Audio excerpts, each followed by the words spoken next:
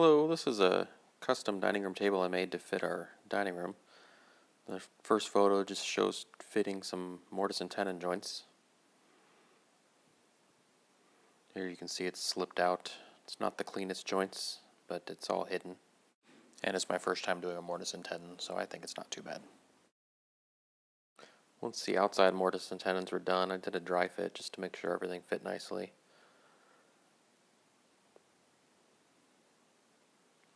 Then I added the two internal supports just for stability across the table. It is 10 feet long. Dry fit, I had to test it in place to make sure everything fit well. Once it all fit well, I added some pegs to the mortise and tenon and glued them all together. Here's the main glue up with all the clamps attached. Here's a close-up of the leg showing the router detail in the corners. Once the glue up was dry, I added the tabletops on, put a straight edge across, and made sure it was a nice square cut. Made all the boards even that way. Since this table was so big, it didn't think that an 1.5 inch thick tabletop would look right, so I had to get a 2-inch tabletop. But to do that, I had to get a 4x12 piece of wood that was about 14 feet long. Cut them down, had to take it into a mill shop to actually cut it down to where it was a true 2 inches thick. Put it through a box planer to level them all out, make sure they were all exactly the same thickness. This is a view from underneath. You can see the one board going across the 5 tabletop boards to attach them all together. The small piece on the left is called a button. It's just a small piece of 2x4 with a rabbet on one end. The piece fits into a notch that's made with the router and screwed to the tabletop. It pulls the whole tabletop down nice and tight to the base. For the finish, I decided to go with a Shosugiban, which is just a burnt wood technique.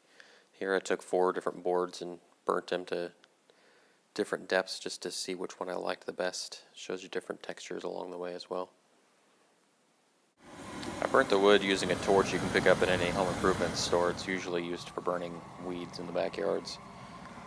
Here's a video of me burning the wood.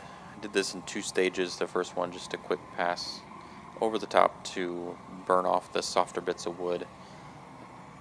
Once that was done, I followed it up with another slower pass that charred the soft woods a little bit deeper just to give a better texture.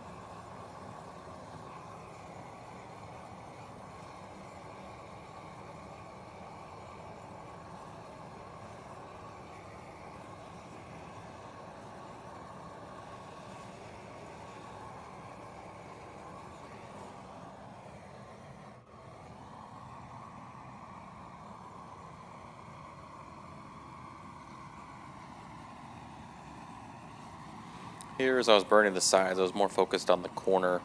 This is the middle board, so you're not going to really see the sides of it. I just wanted to ease up that hard edge on the corner of the board.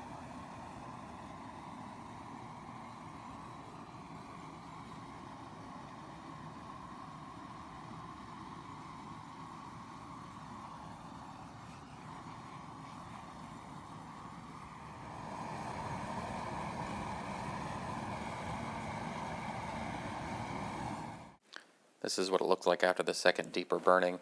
From here you take a stiff bristle wire brush, scrub off all the ash.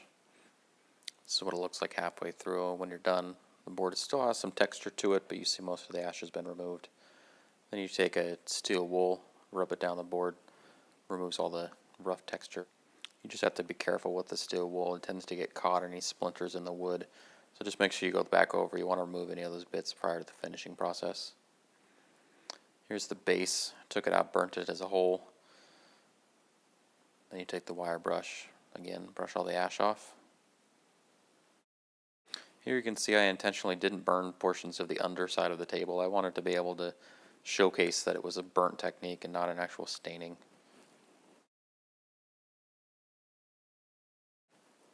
This is the end result after the burning and brushing. Steel wool. You can see the wood has a nice texture to it.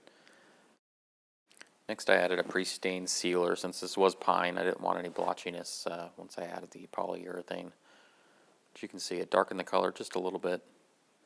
This is the finished result after 3 coats of polyurethane.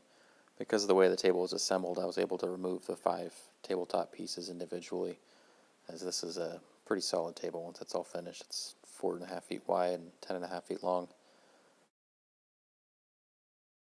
Here you can see the nice texture created by the burning process as it burns away all the softer portions of the wood. The polyurethane added a little bit of sheen to it, darkened the color just a little bit more,